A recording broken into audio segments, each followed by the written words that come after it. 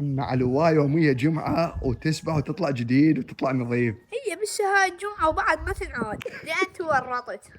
أنا من أشوف شنو يا أبو الأسود طالع تخبل عمي عين حاسود بكرك. يعني ما تسبح وما تطب الحمام. ايه شنو هاي القذارة. تسبح ايوه اخيرا سويتها الاجرب واخيرا سبحت. عم والله بعد ما اسبح لدبش على الحمام. يا يوسف اليوم طالع أبالك مو أنت. بعد من وانا يا والله انا عمي انا انسان خلوق واحب الصلاة والصوم. بس وصل. اي عم والله عندي دشداشة وحلقيت وطلعت نظيف وسبحت. الحالة أهلنا ما يزوجوني عادش معرقلين الأمور.